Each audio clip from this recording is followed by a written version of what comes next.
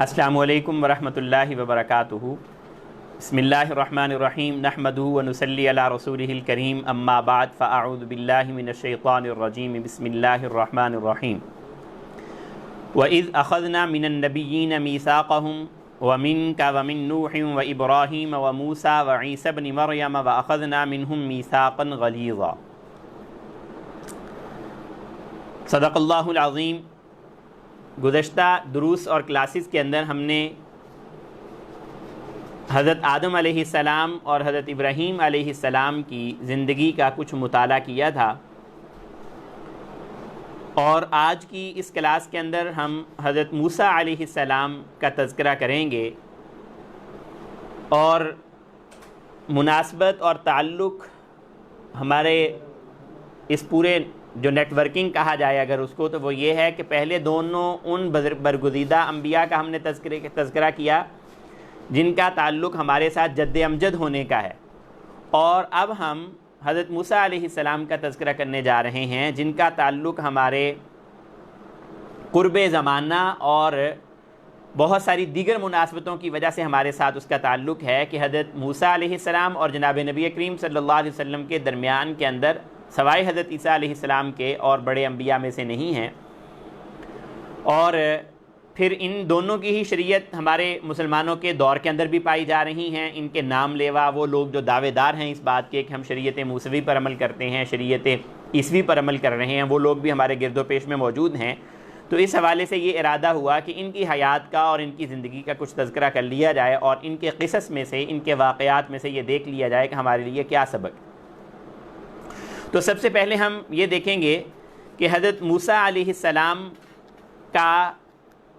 مقام اور مرتبہ کیا ہے۔ حضرت موسیٰ علیہ السلام کا مقام اور مرتبہ اللہ تعالیٰ شانہ خود قرآن مجید کے اندر یہ بھی ارشاد فرما رہے ہیں کہ جو بڑے بڑے انبیاء ہیں ان کی فہرست کے اندر حضرت موسیٰ علیہ السلام کا ذکر کیا گیا۔ وَإِذْ أَخَذْنَا مِنَ النَّبِيِّينَ مِيثَاقَهُمْ، اور اس وقت کو یاد کیجئے کہ جب ہم نے تمام انبیاء سے میثاق لیا، اور ان میں سے آپ بھی تھے، حضرت نوح بھی تھے، حضرت ابراہیم بھی تھے، حضرت موسیٰ بھی تھے، حضرت عیسیٰ ابن مریم بھی تھے، اور گویا کہ حق تعالی شانہ جو ہیں وہ اولو العزم جو رسول ہیں ان میں سے حضرت موسیٰ علیہ السلام کو شمار فرما رہے ہیں۔ تو اس لحاظ سے یہ ایک اہم ترین بات ہوئی ہے ان کے مقام اور مرتبے کے لحاظ سے۔ اور پھر خود حق تعالی شانہ نے قرآن مجید کے اندر یہ ارشاد فرمایا ہے کہ اے موسیٰ، ہم نے آپ کو پوری انسانیت پر آپ کو رسول بنا کر رسالت کے ذریعہ سے اور اپنے ساتھ کلام اور گفتگو کرنے کا جو شرف اور مقام اور مرتبہ ہے وہ دے کر ہم نے پوری انسانیت پر آپ کو منتخب کیا۔ یا موسیٰ انی اصطفیتک علی الناس، اور دوسری جگہ پر یہ بھی آتا ہے کہ وَاصْطَنَعْتُكَ لِنَفْسِي، اللہ تعالیٰ شانہ فرماتے ہیں کہ اے موسیٰ آپ کو ہم نے اپنے لیے چن لیا، میں نے آپ کو اپنے لیے چن لیا۔ اللہ خود ارشاد فرما رہے ہیں، اور یہاں فرما رہے ہیں کہ پوری انسانیت پر میں نے اپنی رسالت کے ذریعہ سے اور پورے انسانوں میں سے میں نے آپ کے ساتھ کلام کر کے اپنا کلام اور اپنی گفت و شنید جو آپ سے میرا مکالمہ ہوا ہے اس کے ذریعہ سے میں نے آپ کو تمام انسانیت کے اندر منتخب کیا ہے۔ فَخُذْ مَا آتَيْتُكَ وَكُن مِّنَ الشَّاكِرِينَ، بس آپ میری بھیجی ہوئی شریعت کو لے لیجئے اور اللہ تعالیٰ کے شکر گزار بندوں میں سے بن جائیے۔ ایسے ہی اللہ تعالیٰ شانہ نے دوسری جگہ پر حضرت موسیٰ علیہ السلام کا مقام اور مرتبہ جناب نبی کریم صلی اللہ علیہ وسلم کے ساتھ اس کو مناسبت کے ساتھ یوں ارشاد فرمایا کہ یا ایھا الذین آمنوا، اے ایمان والو، لا تکونوا کالذین آذوا موسیٰ، ان لوگوں کی طرح مت ہو جانا جو موسیٰ علیہ السلام کو اذیت دیتے تھے، یعنی جیسے کہ میرے برگزیدہ نبی حضرت موسیٰ کو لوگوں نے تکلیف دی، اور اے ایمان والو تمہارا رویہ اور تمہارا انداز ہرگز ایسا نہیں ہونا چاہیے کہ تم حضرت موسیٰ علیہ السلام کے ساتھ جیسے نبی اکرم صلی اللہ علیہ وسلم کے ساتھ کوئی ایسی بد تہذیبی اور بے ادبی کا معاملہ کرو۔ اور یہ بھی ارشاد فرمایا کہ وَكَلَّمَ اللَّهُ مُوسَىٰ تَكْلِيمًا، کہ اللہ تعالیٰ نے موسیٰ علیہ السلام سے بہت باتیں کی ہیں۔ اور دوسری جگہ پر فرمایا کہ وَنَادَيْنَاهُ مِن جَانِبِ الطُّورِ الْأَيْمَنِ وَقَرَّبْنَاهُ نَجِيًّا، ہم نے اپنے قریب کر لیا، نجی بنا کر ان کو اپنے قریب کر لیا۔ اور تیسرا پارہ جو شروع ہو رہا ہے اس کے اندر بھی اللہ تعالیٰ فرما رہے ہیں کہ تِلْكَ الرُّسُلُ، یہ رسول ہیں، فضلنا بعضهم علی بعض نبیوں کو بعضوں پر ہم نے فوقیت عطا فرمائی ہے. منہم من کلم اللہ، ان نبیوں میں سے وہ بھی ہے جس کو ہم نے جن سے کلام کیا ہے. تو گویا کہ حضرت موسیٰ علیہ السلام کی بہت زیادہ مقام اور مرتبہ خود قرآن مجید کے اندر جگہ جگہ اللہ تعالیٰ نے ارشاد فرمایا. اور کیا فرمایا کہ ہم نے موسیٰ علیہ السلام کو حکمت اور علم کثیر سے مزین فرمایا. وَلَمَّا بَلَغَ أَشُدَّهُ وَاسْتَوَىٰ آتَيْنَاهُ حُكْمًا وَعِلْمًا وَكَذَٰلِكَ نَجْزِي الْمُحْسِنِينَ کہ جب حضرت موسیٰ علیہ السلام جو ہیں وہ اپنی قوت کو پہنچے، جب جوان ہو گئے، تو ہم نے ان کو حکمت اور علم سے مزین فرمایا. اور بھی بہت ساری یعنی جگہوں پر حضرت موسیٰ علیہ السلام کے مقام اور مرتبے کو ارشاد فرمایا گیا ہے.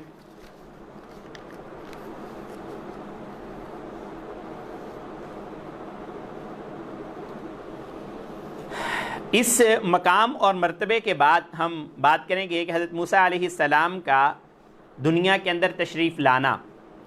آپ کی ولادت باسعادت جو ہے اس کے وقت کیا ماحول اور مقام تھا. تو یہ معروف بات ہے کہ حضرت موسیٰ علیہ السلام جس زمانے کے اندر پیدا ہوئے ہیں تو یہ بھی فراعین کا زمانہ تھا، فرعونوں کا زمانہ تھا. فرعون در حقیقت مصر کے جو بادشاہ اور شہنشاہ ہوا کرتے تھے ان کا یہ لقب ہے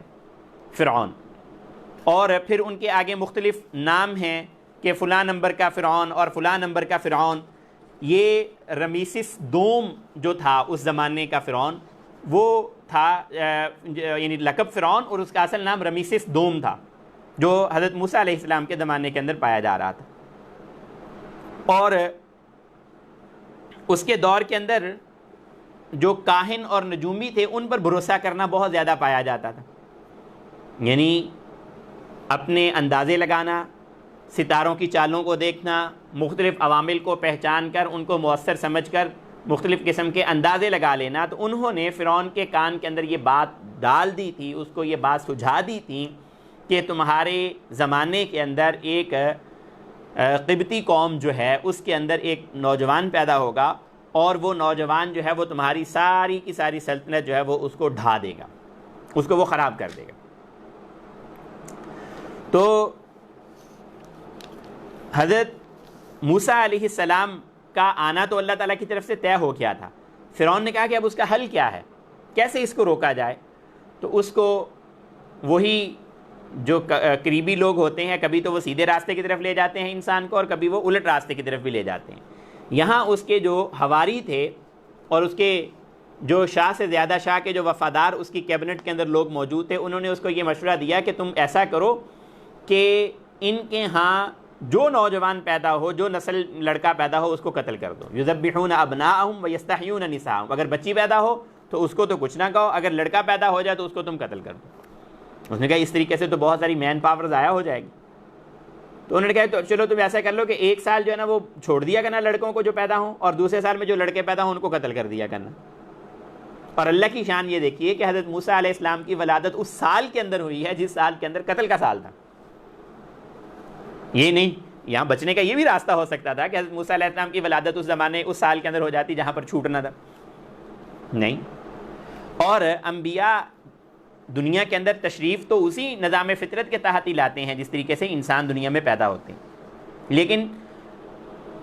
جب بھی ایک بچہ دنیا کے اندر آتا ہے تو اس کی ماں کو بہت سارے کٹھن مراحل کے اندر سے گزرنا پڑتا ہے. وہن علی وہن وفصالہ فی عامین، اللہ تعالیٰ فرماتے ہیں کمزوریوں پر کمزوریاں ماں کو برداشت کرنی پڑتی ہیں، جو نیچرل طریقہ اور فطری طریقہ ہے.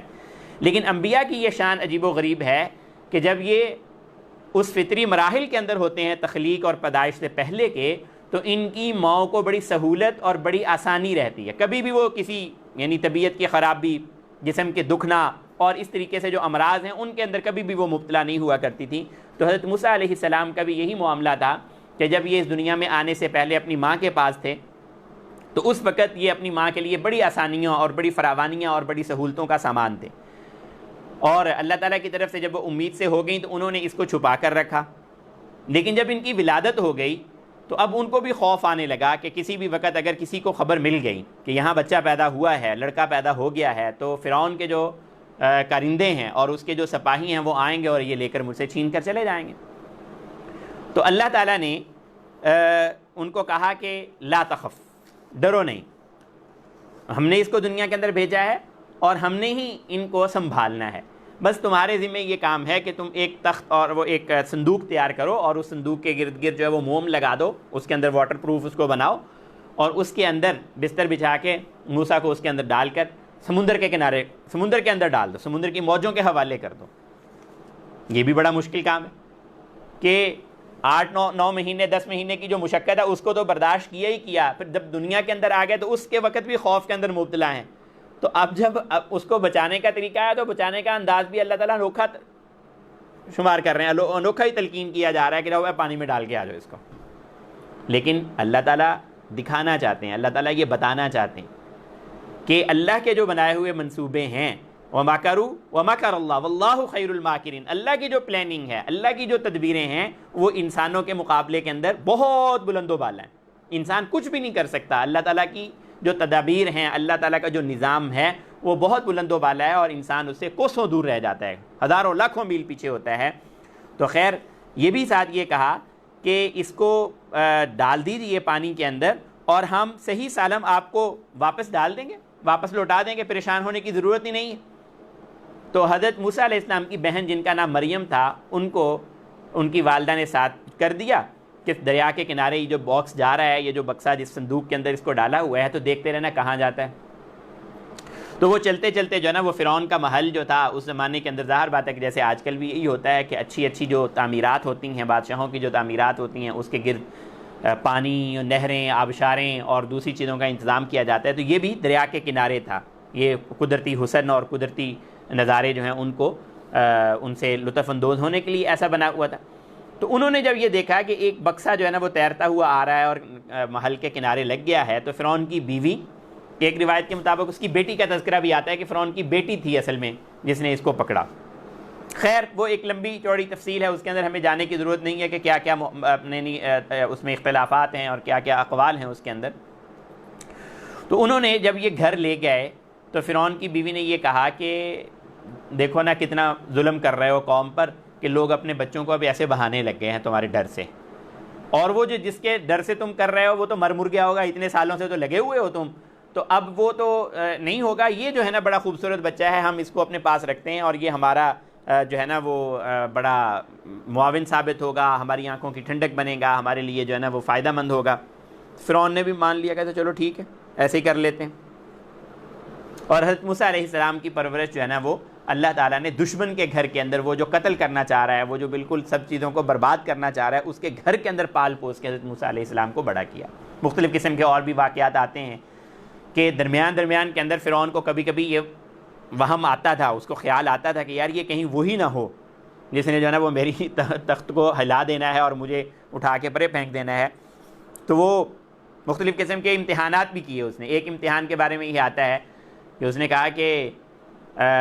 فرعون اپنی داڑھی کے اندر بیڈز جیسے اب بالوں کے اندر لگائے جاتے ہیں تو وہ بھی ہیرے جواہروں کے وہ لگایا کرتا تھا. تو حضرت موسیٰ علیہ السلام کو پکڑا ہوا تھا تو پکڑ کے داڑھی کھینچی, ایک روایت میں یہ بات آتی ہے. تو اس نے کہا یہ دیکھو یہ لگتا ہے کہ وہی ہے, یہ نا میری ابھی داڑھی پکڑ کے کھینچ رہا ہے, بڑا ہو کے تو مجھے تماچے میں مار دے گا شاید, یہ اٹھا کے پرے پھینک دے گا. لیکن نبیوں کی تربیت ایسی نہیں ہوتی. بڑے ہو کر حضرت موسیٰ علیہ السلام جب بھی فرعون سے بات کرنے گئے ہیں تو حکمران کا جو ایک مقام اور مرتبہ ہے اس ادب کے ساتھ بات کی ہے. اس کو کبھی بھی ایسی کسی قسم کی کوئی معیار سے گری ہوئی, اخلاق سے گری ہوئی بات اور اس انداز سے کبھی بھی نہیں پکارا. تو خیر اس نے کہا کہ یہ آسیہ کو کہا کہ یہ مجھے ایسا لگتا ہے. انہوں نے کہا نہیں ایسا نہیں ہے, بس یہ موتی چمکتے دیکھ کر ان کو ہاتھ ڈال لیا ہے. اس نے کہا اچھا یہ بات ہے تو پھر اس سے بھی زیادہ چمکتی چیز کے ساتھ امتحان کرتے ہیں. ایک تشتری کے اندر جو ہے وہ انگارے لائے جائیں, ایک کے اندر ہیرے لائے جائیں, تو دیکھتے ہیں کہ یہ زیادہ چمکتی ہوئی چیز کو پکڑتا ہے یا اس کو پکڑتا ہے. تو حضرت موسیٰ علیہ السلام جو ہے نا وہ جا تو فائدہ مند چیز کی طرف رہا تھا ان کا ہاتھ, لیکن کہتے ہیں کہ اللہ تعالیٰ نے جبرائیل علیہ السلام کو بھیجا کہ نہیں انگارے اٹھا کے منہ میں ڈال. تو حضرت موسیٰ علیہ السلام بچپن کے اندر وہ انگارے منہ کے اندر ڈال لیے تھے, جس کی وجہ سے زبان کے اندر کچھ لکنت تھی, جسی وجہ سے جا کے آگے کہا نا کہ میرے بھائی ہارون کو بھی میرے ساتھ بھیج دیجیے, میری زبان کے اندر اتنی فصاحت نہیں ہے, میں اتنا اچھے طریقے سے بات نہیں کر سکتا. تو اس کی وجہ یہ بچپن کا ایک قصہ بھی یعنی جو روایات ہیں اس کے اندر یہ موجود ہے, اور یہ ممکن بھی ہو سکتا ہے اور اس کے اندر کوئی کمی کوتاہی بھی ہو سکتی ہے. لیکن خیر میں نے جیسے پہلے اصول بیان کیے تھے قصص کے اندر کہ نبی کی شان کے خلاف نہ ہو اور کسی مسلمات کے اصول جو ہے نا وہ کوئی توڑنے والا نہ ہو, تو پھر اس کی گنجائش ہوتی ہے, تو اس لیے اس کی بھی گنجائش ہے. تو حضرت موسیٰ علیہ السلام پلے بڑے ہو گئے، تو بڑے ہونے پر بھی وہ بڑے ہو کر یہ دیکھ رہے تھے کہ یہ فرعون کی جو قوم ہے یہ میری قوم، یا جو بھی ان کو مظلوم نظر آ رہا تھا اس بات کا ادراک تھا یا نہیں تھا، لیکن اتنا پتہ تھا کہ یہ ایک قوم ایسی ہے اس کے گرد و پیش میں پائی جا رہی جن کے ساتھ یہ مظالم کرتے ہیں، جن سے یہ بڑے بیگار لیتے ہیں، بڑا مشکل سے ان سے اپنا خدمتیں بھی لیتے ہیں اور ان کو دیتے بھی کچھ نہیں ہیں، ان کا استحصال کر رہے ہیں۔ تو ایک صبح کے اندر کیا دیکھا انہوں نے کہ ایک فرعونی جو ہے ان کی قوم کا جو تھا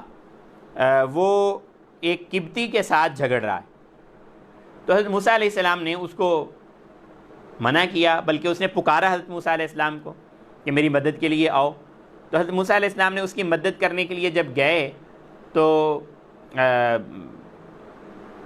ایک تھپڑ رسید کر دیا اس کے فرعون کی قوم کا جو باشندہ تھا، تو اس نے وہ سب تھپڑ برداشت ہی نہ کیا،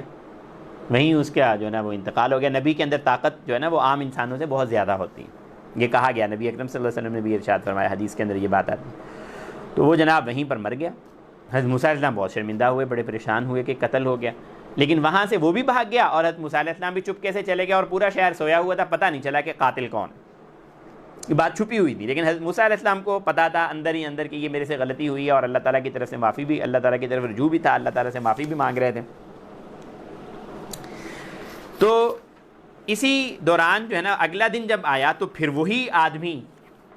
قبطی کا جو تھا بنی اسرائیل کی جو حضرت موسیٰ علیہ السلام کی قوم کا بندہ تھا، وہ پھر جھگڑ رہا ہے ایک آدمی کے ساتھ کھڑا۔ اگلے دن پھر یہی معاملہ ہے۔ وَدَخَلَ الْمَدِينَةَ عَلَى حِينِ غَفْلَةٍ مِّنْ أَهْلِهَا فَوَجَدَ فِيهَا رَجُلَيْنِ يَقْتَتِلَانِ هَذَا مِنْ شِيعَتِهِ وَهَذَا مِنْ عَدُوِّهِ۔ شیعہ کا معنی جماعت ہوتا ہے، گروہ ہوتا ہے۔ حضرت عیسیٰ علیہ السلام کے ماننے والوں کو بھی شیعہ اس وجہ سے کہا جاتا ہے کہ وہ اپنے آپ کو کہتے تھے کہ شیعان علی، ہم حضرت علی کے معاون ہیں۔ شیعہ کا بنیادی معنی یہ ہوتا ہے، وَإِنَّ مِنْ شِيعَتِهِ لَإِبْرَاهِيمَ، قرآن پاک میں بھی آتا ہے کہ ان کے شیعات میں سے حضرت ابراہیم بھی ہیں۔ تو اللہ تعالیٰ یہ فرمانے کہ ہادہ من شیعتہ و ہادہ من عدوہ، یہ ان کی قوم کا تھا اور وہ ان کا دشمن تھا۔ فاستغاثہ الذی من شیعتہ علی الذی من عدوہ، جو ان کی اپنی جماعت کا تھا اس نے دشمن کے خلاف استغاثہ کیا، مدد چاہی، فوقظہ موسیٰ، موسیٰ علیہ السلام نے مکہ مار دیا، فقضى علیہ، خود فرمایا ہادہ من عمل الشیطان، یہ تو بڑی غلطی ہو گئی، انہ عدو مضل مبین، قال رب انی ظلمت نفسی فاغفر لی فغفر لہ، کہا کہ یا اللہ میں نے اپنی جان پر بڑا ظلم کیا، آپ مجھے معاف کر دیجیے۔ حضرت ابوبکر صدیق رضی اللہ تعالیٰ عنہ کو نبی اکرم صلی اللہ علیہ وسلم نے التحیات کے بعد جو دعائے مغفرت سکھائی ہے اس کے اندر بھی اسی طرح کے الفاظ ہیں کہ اللہم انی ظلمت نفسی ظلما کثیرا ولا یغفر الذنوب الا انت فاغفر لی مغفرۃ من عندک وارحمنی انک انت الغفور الرحیم۔ یہ الفاظ یعنی اس دعا کے اندر بھی آتے ہیں جو تقریباً یہی الفاظ ہیں، انی ظلمت نفسی فاغفر لی، اللہ تعالیٰ کہتے ہیں کہ فغفر اللہ، ہم نے ان کو معاف کر دیا۔ حضرت موسیٰ علیہ السلام سے نادانستہ ہوئی تھی، یہ مارنے کے قتل کا ارادہ تو نہیں تھا، انہ هو الغفور الرحیم۔ فاصبح فی المدینۃ خائفا یترقب فاذا الذی استنصرہ بالامس یستصرخ، تو اگلے دن پھر وہی معاملہ کہ وہ کسی اور کے ساتھ جھگڑ رہا ہے۔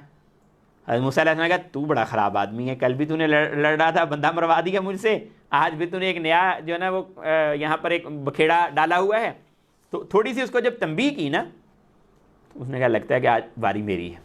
کہیں یہی نہ ہو کہ ایک تھپڑ میرے لگ جائے۔ انہوں نے کہا یا موسیٰ اترید ان تقتلنی، اے موسیٰ کیا تو یہ چاہتا ہے کہ مجھے قتل کر ڈالے جیسے کہ کل تو نے قتل کر ڈالا تھا؟ وہ ساتھ ہی وہ جو فرعونی تھا اس کو پتہ چل گیا کہ اچھا کل والے جھگڑے کا قاتل جو تھا نا یہ تھا، موسیٰ نے مارا تھا کل والا بندہ۔ فوراً اس کو بھی کان کھڑے ہو گئے اس کے۔ تو اب حضرت موسیٰ علیہ السلام جو ہے نا وہ بھاگا، وہ بھی بھاگ گیا اور قبطی بھی بھاگ گیا۔ حضرت موسیٰ علیہ السلام تو پہلے ہی کل سے بیچارے پریشان پھر رہے تھے کہ ایک غلطی ہو گئی ہے، اور فرعون نے بھی کہا ہوا تھا کہ ڈھونڈو قاتل کو، جو اگر قاتل مل گیا تو میں اس کو بڑی سخت سزا دوں گا۔ حضرت موسیٰ علیہ السلام جو ہے نا وہ چھپتے پھر رہے تھے، تو آگے جا کر آتا ہے کہ وَجَاءَ رَجُلٌ مِّنْ أَقْصَى الْمَدِينَةِ يَسْعَىٰ قَالَ يَا مُوسَىٰ إِنَّ الْمَلَأَ يَأْتَمِرُونَ بِكَ لِيَقْتُلُوكَ فَاخْرُجْ إِنِّي لَكَ مِنَ النَّاصِحِينَ۔ اے موسیٰ، یہ جو مالا ہے نا، سردار جو بیٹھے ہوئے ہیں، ان تک خبر پہنچ گئی ہے کہ کل والا قاتل تو ہے، اور وہ مشورہ کر رہے ہیں کہ اب تجھے لٹکا دیں، تو اس لیے میں وہاں سے یہ خبر لے کر بھاگا ہوا آیا ہوں، تو انی لک من الناصحین، میں تو تمہیں بڑی نصیحت کرنے والا ہوں، اب تو چپکے سے نہ نکل جا یہاں سے۔ تو یہ اب جوانی تک بھی پہنچ گئے ہوئے ہیں حضرت موسیٰ علیہ السلام، اپنی قوم کا حال بھی دیکھ چکے ہیں، فرعون کے مظالم بھی دیکھ چکے ہیں، لیکن ابھی بعثت نہیں ہوئی، نبوت نہیں ملی۔ تو اس موقع پر حضرت موسیٰ علیہ السلام جو ہے نا وہ مصر کو چھوڑ کر مدین کی طرف رخ کر لیا۔ ظاہر بات ہے کہ ایسی حالت کے اندر جب انسان نکلتا ہے تو اس کے پاس کوئی سامان تو نہیں نہ ہوتا، کوئی زیادہ راہ ساتھ لے کر جاتا نہیں ہے،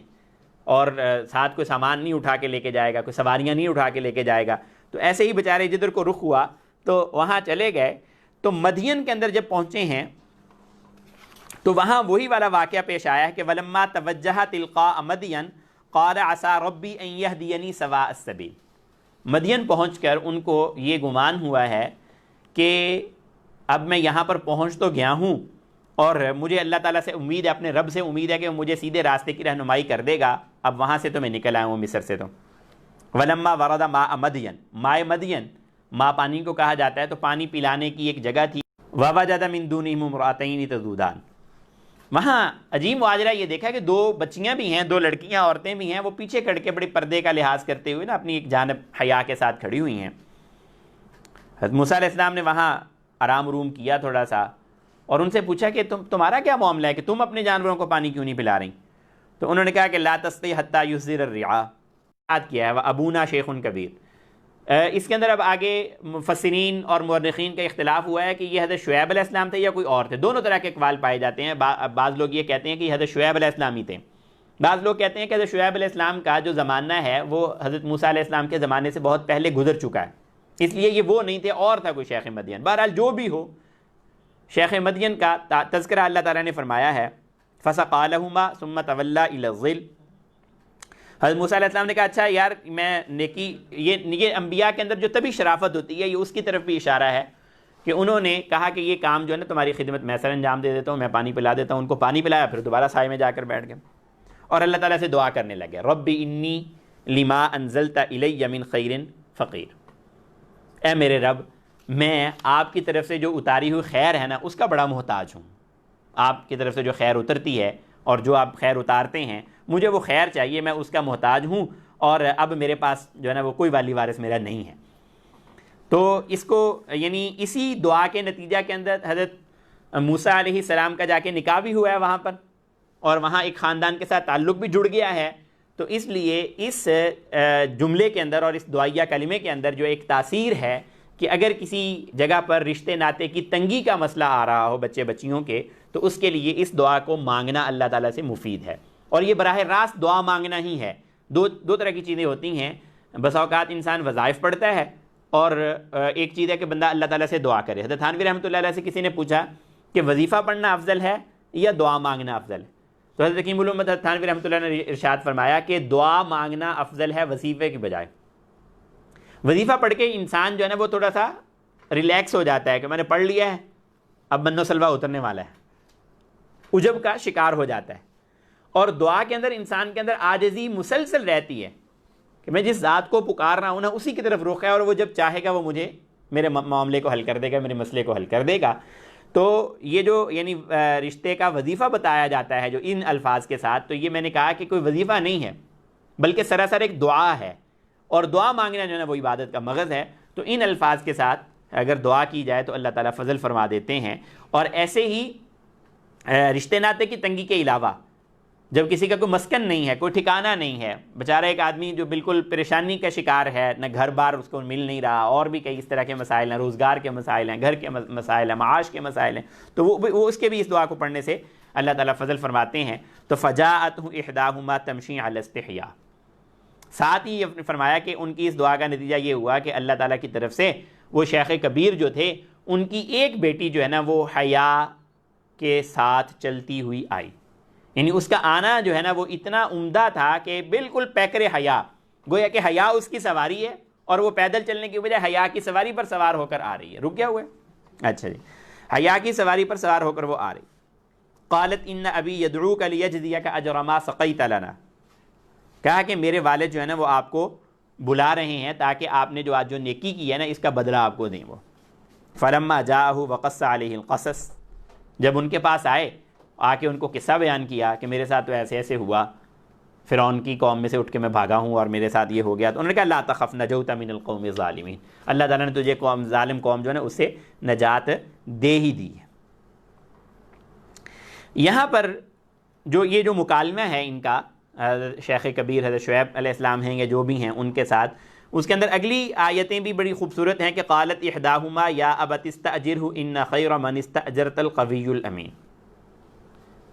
اس سے پتہ چلتا ہے کہ عورت بھی اچھا مشورہ دے دیتی ہے، یہ لازمی نہیں ہے کہ عورت سے مشورہ ہی نہ کیا جائے۔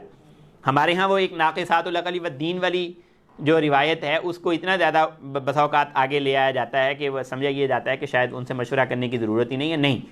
یہاں یہ دیکھ لیجئے کہ احداہما، ان بچیوں میں سے یا ان عورتوں میں سے ایک نے یہ کہا کہ ابا جان اس بندے کو نا آپ اپنے پاس یعنی اپنے پاس اجرت پر رکھ لیجئے، اس کو کام پر رکھ لیجئے، اور اجرت پر رکھنے کے لیے دو بڑی اہم خوبیاں ہونی چاہیے، وہ دونوں خوبیاں اس نوجوان کے اندر موجود ہیں۔ ایک خوبی تو یہ ہونی چاہیے کہ اس کے اندر ہمت اور طاقت ہو کام کرنے کی، خود ہی بیچارہ لولا لنگڑا اور بالکل اپاہج ہے کہ کچھ کام ہی نہیں کر سکتا، ایسا نہ ہو۔ اور دوسری خوبی اس کے اندر بڑی ہے کہ یہ امین ہے، امانت دار ہے۔ امانت دار کے اندر سبھی چیزیں آ جاتی ہیں کہ اس کے اخلاق کے اندر بھی اور اس کی معاشرت کے اندر بھی، مال کے اندر بھی، لین دین کے اندر بھی، معاملات کے اندر بھی۔ کہا کہ قوی بھی ہے، امین بھی ہے۔ قال انی اريد ان انکحک احدی ابنتی ہاتین علی ان تأجرنی 8 حجج فإن اتممت 10 فمن عندک۔ کہا کہ میں 8 سال کے لیے تمہیں جو ہے نا وہ اپنی بکریاں چرانے کے لیے اجرت پر رکھ لیتا ہوں، اگر تم 10 سال پورے کرو گے تو اور اچھی بات ہے۔ وما اريد ان اشق علیک، میں آپ کو تنگ نہیں کرنا چاہتا۔ گویا کہ یہ بھی اللہ تعالیٰ کی طرف سے ان کی ٹریننگ کا اور ان کی ایک تربیت کا ایک دورانیہ تھا، جس دورانیہ کے اندر انہوں نے چلنا تھا، اور وہ وہاں سے چلنا شروع ہوئے ہیں۔ رک جاؤں؟ اچھا جی، حضرت موسیٰ علیہ السلام نے یہاں پر بھی وہی کہا ہے کہ جو حضرت خضر کو بار بار کہہ رہے تھے، ستجدنی انشاءاللہ،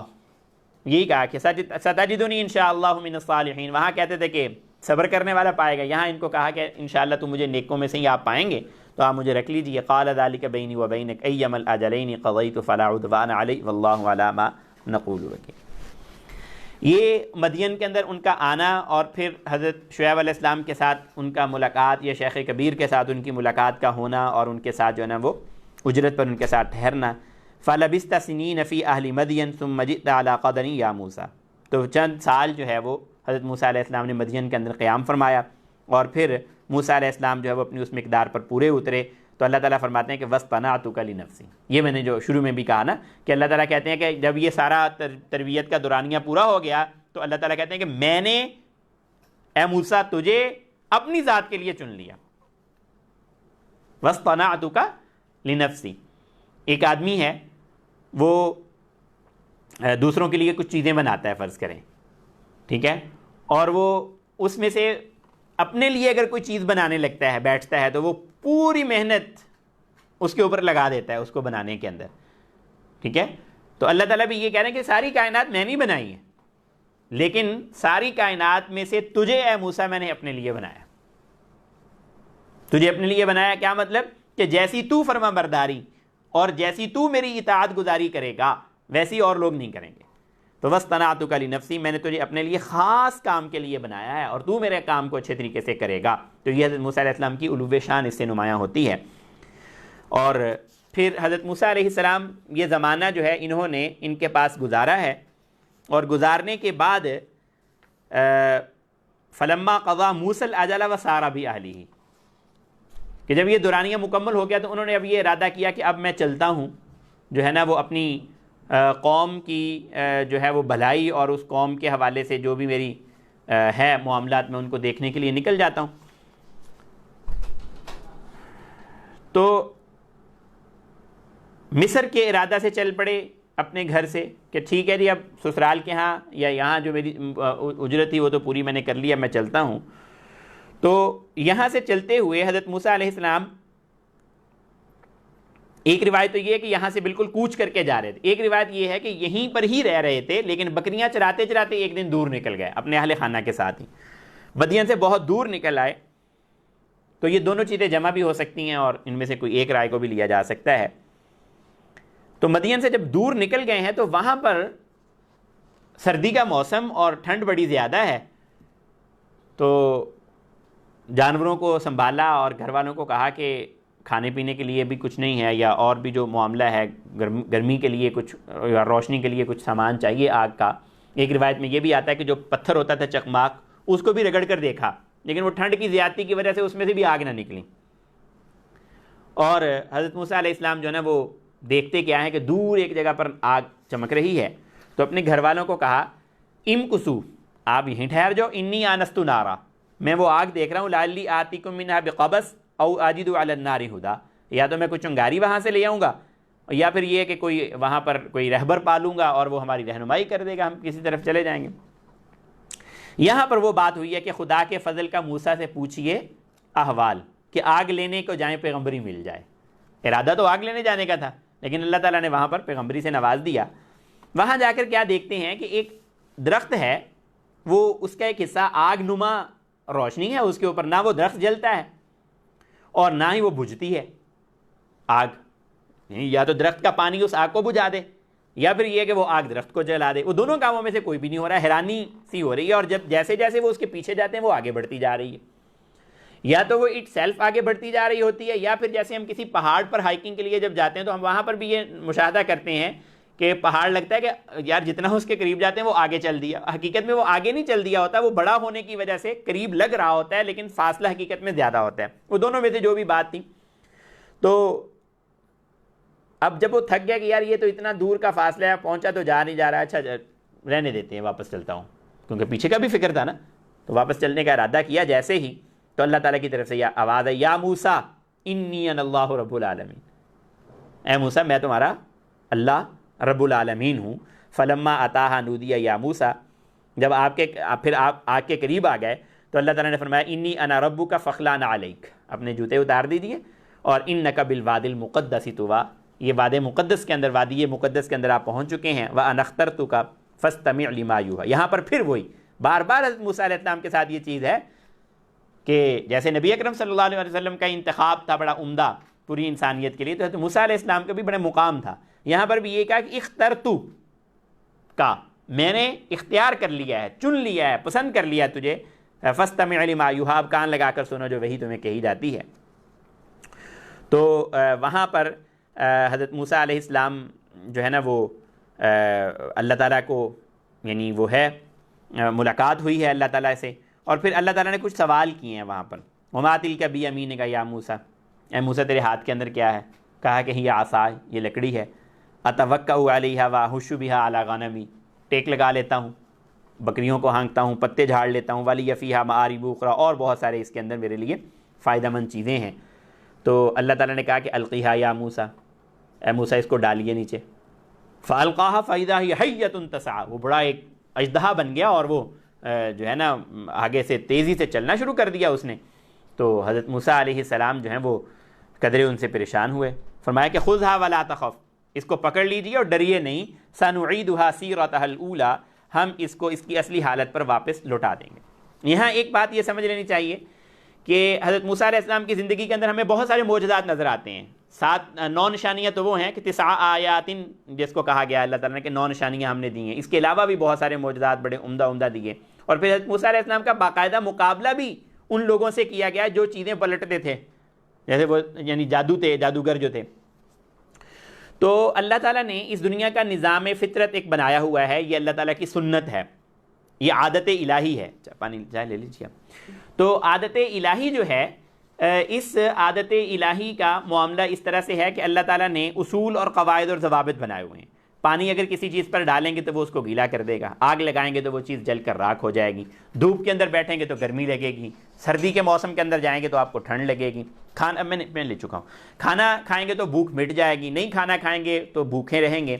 یہ ساری اللہ تعالیٰ کی فطرت یعنی عادت الہیہ ہے۔ بسا اوقات جو ظاہری اسباب ہوتے ہیں ان اسباب سے ہٹ کر کچھ معاملات پیش آ جاتے ہیں، اس کو کہا جاتا ہے خرق عادت، عادت کا ٹوٹ جانا، عادت کا پھٹ جانا، عادت کا الٹ ہو جانا۔ خرق عادت جو چیزیں ہوتی ہیں، اگر وہ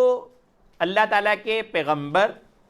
ایسی شخصیت کے ہاتھ سے ہو جو نبوت کا دعوے دار ہے، اور اللہ تعالیٰ اس کی نبوت کو پروف کرنے کے لیے اس کے ہاتھوں پر اس طرح کی چیزیں کریں اور بطور چیلنج کے کریں کہ مخالفین کو چیلنج کرنا ہے، تحدی کرنا ہے کہ تم ایسے کام کر کے دکھاؤ، تو یہ اس وقت معجزہ کہلاتا ہے۔ معجزہ اعجاز سے ہے، جس کا 2 معنی آتے ہیں، ایک تو کسی چیز کا نمایاں ہونا، اور ایک معنی کہ کسی دوسرے کو عاجز قرار دینا، تو یہ عاجز قرار دینے کے لیے ہوتا ہے۔ بسا اوقات یہ ایسی چیزیں جو خرق عادت ہوتی ہیں یہ غیر نبی کے ہاتھ پر بھی ہو جاتی ہیں، نبی کے علاوہ کے ہاتھ پر بھی ہو جاتی ہیں۔ حضرت مریم علیہ السلام نبی نہیں تھیں، لیکن وہ اپنے حجرے کے اندر طرح طرح کے پھل، درخت کا اپنے شاخوں کو جھکا دینا، یہ ساری چیزیں، اور ان کی گود کے اندر بچے کا بول پڑنا، ماں کی طرف بھی تو یہ ہے نا، تو ظاہر بات ہے کہ اللہ والی تھیں وہ، اللہ کے ساتھ تعلق والی، اللہ کی دوست تھیں، اللہ کی ولیہ تھیں وہ، تو اللہ کے دوستوں اور اللہ کے ولیوں کے ہاتھوں پر اگر کوئی خرق عادت ہو اور ان کے اندر خلاف شریعت کوئی بات نہ پائی جاتی ہو، اللہ تعالیٰ کے احکام کے خلاف کوئی بات نہ پائی جاتی ہو، تو اس کو کرامت کہا جاتا ہے۔ دعوی نبوت کرنے والے کے ہاتھ پر کوئی ایسا واقعہ رونما ہو تو یہ معجزہ ہے، اور معجزے کا ایک اور حصہ بھی ہوتا ہے، جیسے نبی اکرم صلی اللہ علیہ وسلم کے بارے میں آتا ہے کہ نبوت سے پہلے بھی جب آپ صلی اللہ علیہ وسلم درختوں کے پاس سے گزرتے تھے تو وہ سلام کرتے تھے، پتھر بھی آپ کو سلام کرتے تھے، جو ہے وہ بادل آپ پر آ کے سایہ کر دیا کرتے تھے، تو اس کو ارحاس کہا جاتا ہے۔ ارحاس نبوت سے پہلے اگر اللہ تعالیٰ کی طرف سے کوئی خرق عادت ہو ارحاس ہے، نبوت کے بعد ہو تو وہ معجزہ ہے، اگر غیر نبی کے ہاتھ پر ہو تو وہ کرامت ہے۔ اور اگر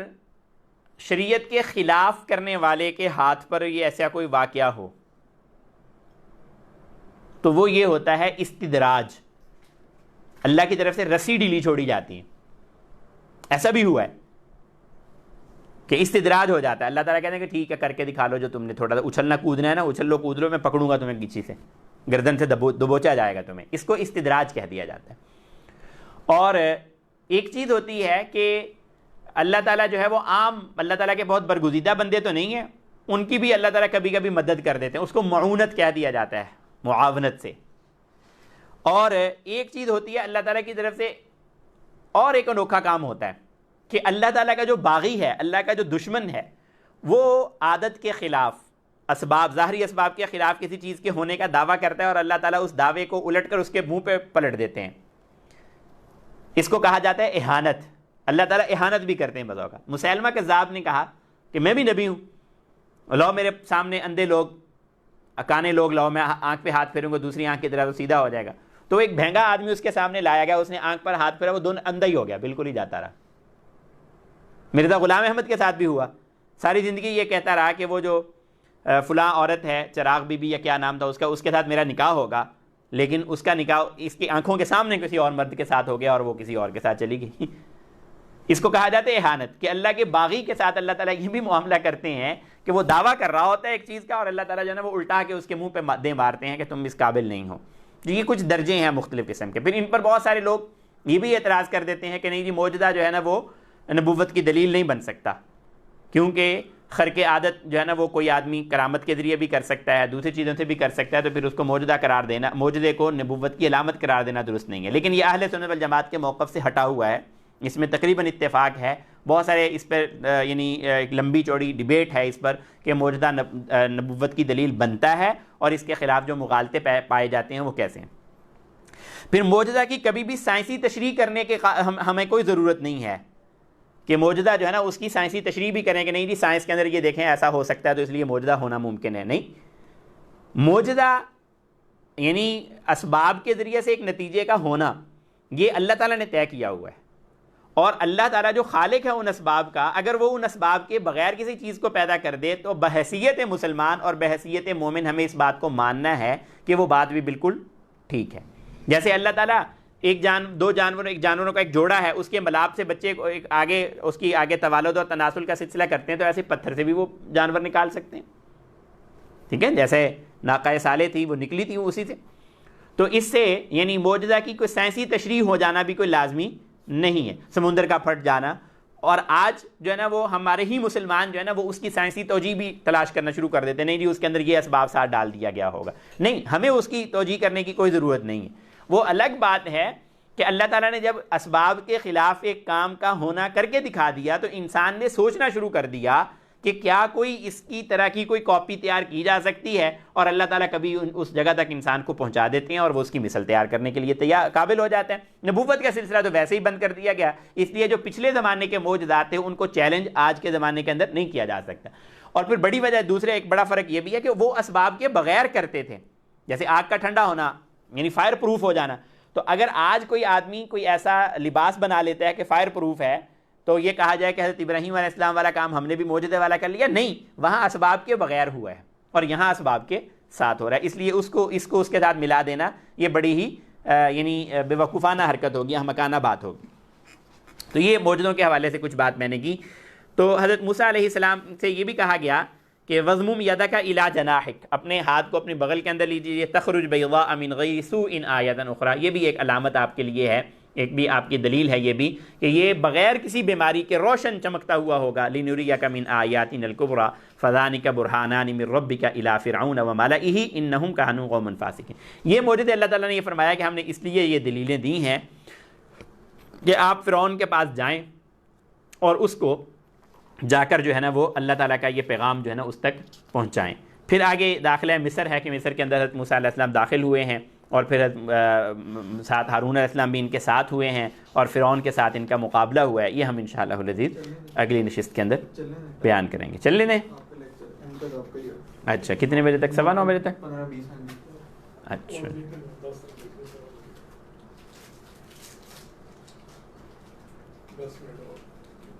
اچھا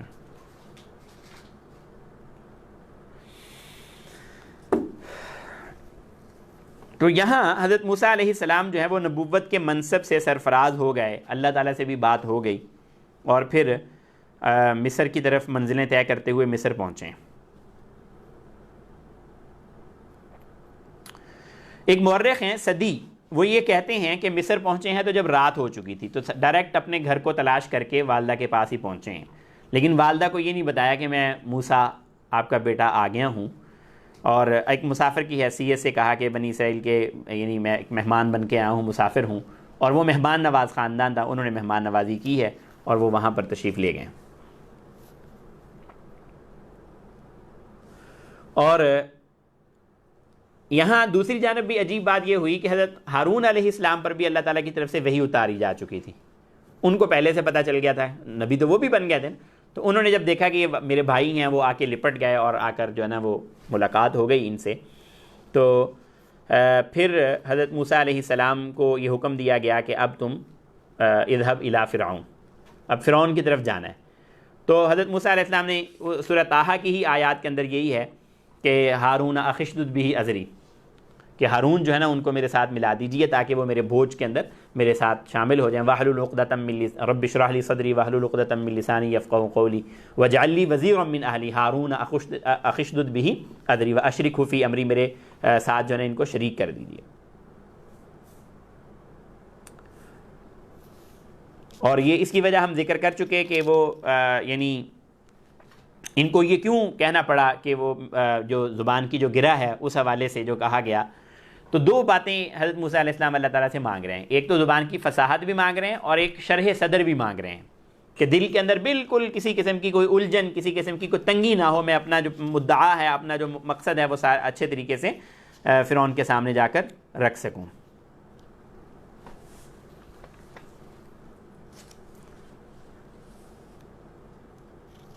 اور یہ جو فرعون کے پاس جانے کا ہے معاملہ، اس کے اندر ایک تو سورہ طٰہٰ کے اندر شروع میں ہے 24 سے 36 نمبر آیا تک، پھر آگے 42 سے 47 تک پھر دوبارہ یہ کہا اذهب انت واخوک بآیاتی ولا تنیا فی ذکری، کہ آپ اور آپ کے دونوں بھائی جو ہیں وہ میری نشانیاں لے کر فرعون کے دربار میں جائیں چند نصیحتوں کے ساتھ. پہلی بات تو یہ کہ میرا ذکر نہ چھوڑنا، میرے ذکر کو نہ بھولنا، میری یاد کو نہ بھولنا. یعنی نبی کو معجزے بھی دیے جا رہے ہیں اور ساتھ اس کو یہ سبق سکھایا جا رہا ہے کہ ان اسباب، معجزہ ایک سبب بن گیا نا ان کے ہاتھ کے اندر کہ لاٹھی بھی ایک بڑی طاقتور چیز ہے، ہاتھ بھی چمک رہا ہے، لیکن اس کے باوجود ان کو کیا کہہ دیا گیا کہ ولا تنیا فی ذکری، میری یاد میں کوتاہی نہ کرنا. ان اسباب کے اندر بھی تاثیر اس وقت تک ہے جب میں چاہوں گا. یہ نہیں ہے کہ آج میں نے اگر تمہیں دے دی ہیں تو پھر آپ آل ان آل ہو گئے، آپ جو مرضی جتنا مرضی اس چیز کو بگاتے پھریں. اور فرمایا کہ اذهبا الی فرعون انه طغى، یہ ایسی تھوڑا سا نا اوپر کو کر دیں، ٹھنڈی زیادہ کر رہے ہیں.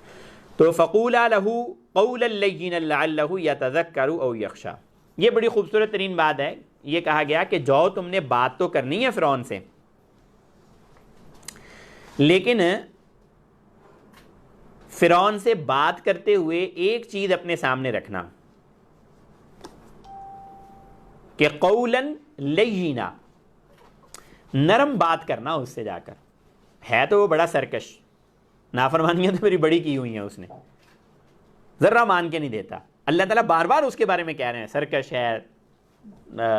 میری نافرمانی کے اندر حد سے بڑا ہوا ہے. لیکن آپ نے اپنے آپ کو اپنے درجے سے نیچے نہیں گرانا. یہ ایک بہت سارے سبق اس میں ملتے ہیں. ایک لیڈرشپ جو ہوتی ہے اس کے لیے بھی ایک اہم رہنما اصول ملتا ہے کہ آپ کسی اپوزیشن کے اندر ہیں یا آپ طاقتور ہیں اور کوئی طبقہ بھی آپ کے مخالف ہے، تو آپ کو ان کے مخالفت کرتے وقت حد سے نہیں گزرنا. ٹھیک ہے، آپ اپنے موقف کو واضح کریں، ان کی غلطیوں کو واضح کریں، لیکن کوئی جملہ ایسا بولنا جو تہذیب کے دائرے سے ہٹا ہوا نکلا ہوا ہو اور ان کو واضح طور پر یہ کہہ دیا جائے کہ میں تمہارے ساتھ ایسا کر دوں گا، تمہارے ساتھ ویسا کر دوں گا. کوئی حکمران بھی ہو، کوئی لیڈر بھی ہو، کوئی آدمی بھی ہو، وہ سربراہ اور لیڈر بننے کے قابل نہیں ہے اگر اس کو اپنی زبان پر قابو نہیں ہے، اپنے اخلاق پر قابو نہیں ہے، اس کو یہ پتہ نہیں ہے کہ میں نے اپنی بات کو کس طریقے سے پیش کرنا ہے. یہاں ہمیں تلقین کی جا رہی ہے، اس سے سبق دیا جا رہا ہے کہ فرعون سے بڑا سرکش کوئی نہیں ہو سکتا تمہارے سامنے والا، اور حضرت موسیٰ علیہ السلام سے بڑا برگزیدہ کوئی نہیں ہو سکتا آج کے دور میں ہم میں سے. تو ان کو اس کے دربار کے اندر جب بھیجا جا رہا ہے تو ان کو کیا کہا رہا ہے؟ قولا لینا، نرم بات کرنی ہے. لعلہ یتذکر او یخشی، نرم بات ہی تمہاری نصیحت اور اس کو ڈرانے کے اندر کام آئے گی، سخت بات کا کوئی فائدہ نہیں ہوگا. قال ربنا اننا نخاف ان یفرط علینا او ان یطغى، ہم ڈرتے ہیں کہ وہ تو بڑا طاقتور ہے، ہمیں کہیں پھینٹی نہ لگا دے. فرمایا قال لا تخافا اننی معکما اسمع و ارى، میں تمہارے ساتھ ہوں، اور رب جو ہے ہمارا، جو اس دنیا کو بنانے والا ہے. اس دنیا کو بنانے والی کون سی چیز ہے؟ دو رائے پائی جاتی ہے نا. ایک وہ جو مادے کو، مٹیریل کو سمجھتے ہیں کہ یہ مالک ہے، ایتھنس جو ہیں، ایتھنسٹ جو ہیں، وہ کہتے ہیں کہ نہیں جی خود بخود یہ سارا کچھ پیدا ہو گیا. اچھا، وہ جو خود بخود جس سے یہ پیدا ہوا ہے وہ کوئی ایک تو اوریجن تھا نا، یہ بھی مان گئے نا یہاں تک. اس کے اندر کیا کوالٹیز تھیں؟ وہ اندھا گونگا بہرا تھا،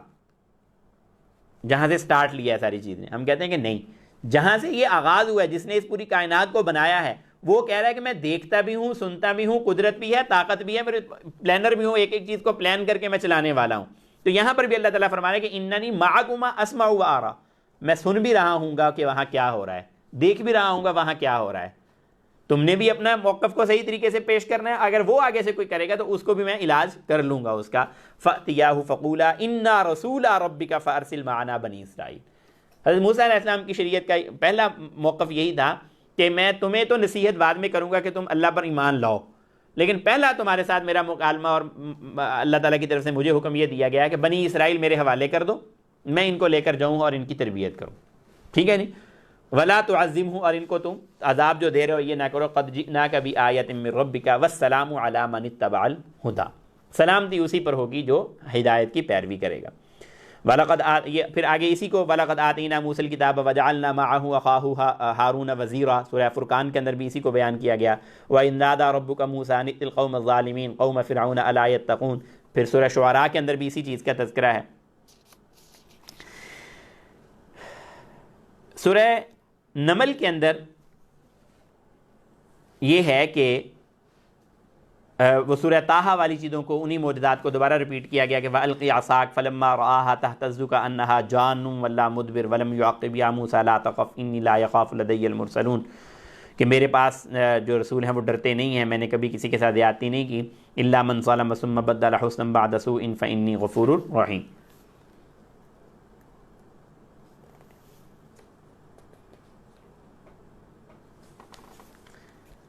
فرعون کے دربار میں جب پہنچ گئے ہیں تو پھر وہاں جا کر حضرت موسیٰ علیہ السلام نے فرعون سے یہ کہا کہ یا فرعون انی رسول من رب العالمین، جو رب العالمین ہے نا اس کا میں رسول بن کر آیا ہوں. حقیق علی اللہ اقول علی اللہ الا الحق، اور میں اپنے رب کے بارے میں جو بات بھی کہوں گا نا وہ برحق بات کہوں گا. اگر میں اس کی کوئی خوبیاں بیان کروں گا تو ایسا نہیں ہوگا کہ میں اپنی طرف سے کوئی اس کے اندر جو ہے نا وہ پروپیگنڈا کرتا رہوں اور اس کے اندر جو ہے نا مبالغہ کرتا رہوں، ایگزیجریشن کرتا رہوں. ایسا نہیں ہوگا. جو حق کی بات ہے نا وہ میں بتاؤں گا.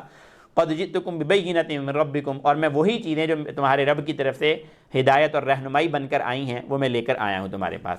پھر آگے سورہ شعراء کے اندر، یہ سورہ اعراف کے اندر ہے، سورہ شعراء کے اندر پھر حضرت موسیٰ علیہ السلام کا جو پیغام دعوت ہے، پہلا جا کے فرعون کو جو دعوت کا پیغام دیا، وہ دوبارہ اس کا تذکرہ کہ فَأْتِيَا فِرْعَوْنَ فَقُولَا إِنَّا رَسُولُ رَبِّ الْعَالَمِينَ، وہاں انہوں نے اپنے بارے میں کہا تھا، یہاں دونوں کہہ رہے ہیں، دونوں چیزیں جمع ہو سکتی ہیں۔ ارسل معنا بنی اسرائیل قال الم نربک فینا ولیدا ولبثت فینا من عمرک سنین۔ فرعون نے کہا واہ جی واہ، آج کسی اور رب کا بات لے کر آ گیا ہے، تجھے تو ہم نے پالا تھا، جب ہم نے پالا تو تیرے رب تو ہم ہوئے، ہمارے اندر تو رہ کر گیا ہے، آج تو ایک نئی بات لے کر آ گیا ہمارے سامنے۔ وفعلت فعلتک التی فعلت وانت من الکافرین، اور وہ الٹا کام بھی کر کے گیا تھا نا، قتل بھی کیا تھا۔ قال فعلتها اذا وانا من الضالین، حضرت موسیٰ علیہ السلام نے کہا کہ ہاں وہ غلطی ہو گئی تھی، اس وقت میرے پاس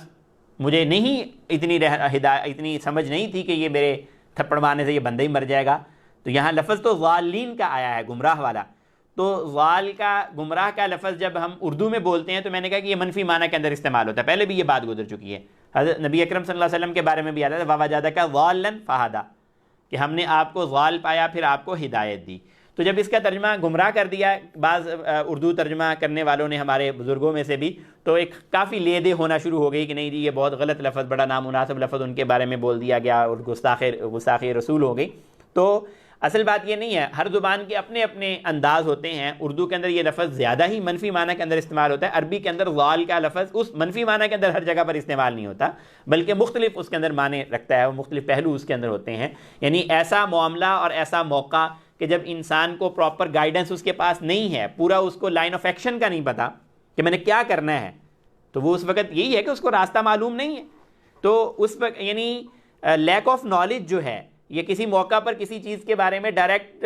ڈائریکشنز جو ہیں ان کا نہ پتہ چلنا، ایگزیکٹ ڈائریکشنز کا، تو اس وقت بھی ضال کا لفظ بولا جاتا ہے۔ تو حضرت موسیٰ علیہ السلام نے خود اپنے بارے میں کہا کہ ہاں وہ غلطی مجھ سے ہوئی تھی، تب میں ڈائریکشنز کو نہیں جانتا تھا یا میں نتائج کو نہیں جاننے والا تھا، ان سے میں ناواقف تھا، کہ مجھے کیا پتا تھا کہ یہ اس بیچارے کے اندر اسی سے ہو جانا ہے۔ فَفَرَرْتُ مِنْكُمْ لَمَّا خِفْتُكُمْ فَوَهَبَ لِي رَبِّي حُكْمًا وَجَعَلَنِي مِنَ الْمُرْسَلِينَ وَتِلْكَ نِعْمَةٌ تَمُنُّهَا عَلَيَّ أَنْ عَبَّدتَّ بَنِي إِسرَائِيلَ، میں ڈر کر بھاگ تو گیا تھا، لیکن اللہ تعالیٰ نے ایک لمبے پروسیس سے گزارنے کے بعد مجھے نبوت سے سرفراز کر دیا، اور میں بنی اسرائیل کو یہ بات سکھانے کے لیے آیا ہوں کہ وہ اللہ تعالیٰ کی عبادت کریں۔ پھر اس کے بعد جا کے ربوبیت پر تذکرہ ہوا ہے، مذاکرہ ہوا ہے حضرت موسیٰ علیہ السلام کا اور فرعون کا، کہ جب حضرت موسیٰ نے کہا کہ میں رب العالمین کا نمائندہ ہوں، فرعون نے کہا کہ تیرے رب تو ہم تھے، تو حضرت موسیٰ علیہ السلام کہنے لگے نہیں تو میرا رب نہیں ہے، میرا رب کوئی اور ہے۔ تو فرعون نے کہا کہ اچھا چلو اپنے رب کا تعارف تو کرواؤ، کون ہے؟ وما رب العالمین، یہ جو رب العالمین کا تم تذکرہ کر رہے ہو کون ہے؟ نمرود کے ساتھ بھی ایسا تذکرہ حضرت ابراہیم علیہ السلام کا ہوا تھا مذاکرہ، قال رب السماوات والارض وما بینہما، وہ آسمانوں اور زمینوں کا رب ہے، جو کچھ اس کے درمیان ہے، ان کنتم موقنین، اگر تم یقین رکھنے والو۔ قال لمن حولہ الا تستمعون، فرعون نے کہا اوے سنتے ہو یہ کیا کہہ رہا ہے، کوئی رب میرے علاوہ بھی کوئی رب العالمین ہے جو آسمان اور زمینوں کا مالک، ایک بڑا بن کر بیٹھا ہوا ہے، اور ایک منظر سامنے لائیں اپنے ایک ذہن میں تخیل کے اندر کہ حضرت موسیٰ علیہ السلام رب العالمین کا تعارف کروا رہے ہیں، فرعون کہہ رہا ہے اوے سنو یہ کیا کہہ رہا ہے، لمن حولہ الا تستمعون، او تم سنتے ہو یہ کیا کہہ رہا ہے، قال ربکم ورب آبائکم الاولین، فرعون نے کہا، حضرت موسیٰ علیہ السلام نے کہا نہیں تمہارا ہی رب نہیں، زمین و آسمانوں کا رب نہیں، تمہارا اور تمہارے ابا و اجداد کا بھی وہ رب ہے، ان رسولکم الذی ارسل الیکم لمجنون، اور قال رب المشرق والمغرب وما بینہما ان کنتم تعقلون، وہ رب مشرق بھی ہے رب مغرب بھی ہے، انا قد اوحی الینا ان العذاب علی من کذب وتولی، ہمیں یہ وحی دے کر بھیجی ہے کہ جو آدمی جھٹلائے اور روح گردانی کرے گا اس کے اوپر اللہ کا عذاب آئے گا۔ پھر دوبارہ یہ فرعون کا ہے کہ فمر ربک یا موسیٰ، یہ گویا کہ مختلف جگہوں پر اللہ تعالیٰ نے اپنا تعارف کروایا ہے حضرت موسیٰ علیہ السلام کی زبان کے ذریعہ سے، اس توسط سے، اس میں ایک ہی مکالمے کے اندر کچھ حصہ کہیں پر ذکر کر دیا نصیحت کے طور پر، کچھ حصہ کہیں پر، کچھ حصہ کہیں پر، اور مکرر بھی اس کو تذکرہ کیا، مختلف انداز سے بھی اس کا ذکر کیا، کیونکہ قرآن مجید جو ہے وہ کتاب ہدایت ہے، رہنمائی دینے والی کتاب ہے، یہ کوئی ناول نہیں ہے، کوئی افسانہ نہیں ہے کہ اس کے اندر جو ہے نا وہ اے ٹو زی پوری کی پوری کہانی یک بارگی بیان کر دی جائے، اس لیے اللہ تعالیٰ جگہ جگہ پر ایک مضمون سے دوسرے مضمون کی طرف شفٹ ہونا، پھر دوسرے سے پہلے کی طرف آ جانا، پہلے سے پھر تیسرے کی طرف چلے جانا، ایسا بڑا عام سی یہ بات ہے۔ فرمایا کہ اللہ تعالیٰ فرماتے ہیں کہ فرعون نے پوچھا فمر ربک یا موسیٰ قال ربنا الذی اعطی کل شیء خلقہ ثم ہدی، پہلے یہ کہا کہ رب آسمان اور زمینوں کا رب ہے، مشرق اور مغرب کا رب ہے، اور تیسری چیز بھی اپنے رب کا تعارف کے اندر پیش کی کہ ہر چیز کو اس نے پیدا کیا ہے اور پیدا کرنے کے بعد اس کو ہدایت بھی دی ہے. سبح اسم ربک الاعلی الذی خلق فسوی والذی قدر فہدی. ٹھیک ہے نا جی. تو اللہ تعالیٰ نے ہر چیز کو پیدا کیا ہے، بالکل برابر اور درست بنایا، اور پھر اس کو ہدایت بھی دی کہ اس نے چلنا کیسے ہے، اس کا نظام جو طے کر دیا. ہدایت سے مراد یہاں پر یہ ہے کہ ہر قدرت کی جو چیز اللہ کی بنائی ہوئی ہے اس کا ایک سسٹم بنا کر اس کے اندر انسٹال کر دیا گیا ہے، اس کو ڈال دیا گیا ہے اس کے اندر کہ تم نے اس پیٹرن پر چلنا ہے. انسان ہے، اس کی جو گروتھ ہونی ہے اس کے اندر فیڈ کر دیا گیا سارا کا سارا. جو حیوانات ہیں ان کے اندر بھی اس کے سارے سسٹم کو پیدا کر دیا گیا. آسمان اور ستارے ہیں ان کا بھی نظام، اس کے زمین کے جو معاملات ہیں ان کے بھی حوالے کر دی گئی، پوری کی پوری گائیڈ لائن اس کو دے کر اس کو ہدایت کہا جاتا ہے کہ اس کو ہدایت بھی دے دی. قال فما بال القرون الاولی، فرعون نے کہا کہ ان کا کیا حال ہونا ہے جو پچھلے زمانوں میں گزر چکے ہیں. قال علمها عند ربی فی الکتاب، یہ جو پچھلے ہیں ان کو اللہ تعالیٰ نے کتاب کے اندر لکھا ہوا ہے، اللہ تعالیٰ جانتے ہیں. لا یضل ربی ولا ینسا، یہ یہاں سے ہم یہ جو مکالمے کا اگلا حصہ ہے انشاءاللہ اگلی نشست کے اندر دوبارہ اس کو بیان کریں گے. جزاکم اللہ احسن الجزا.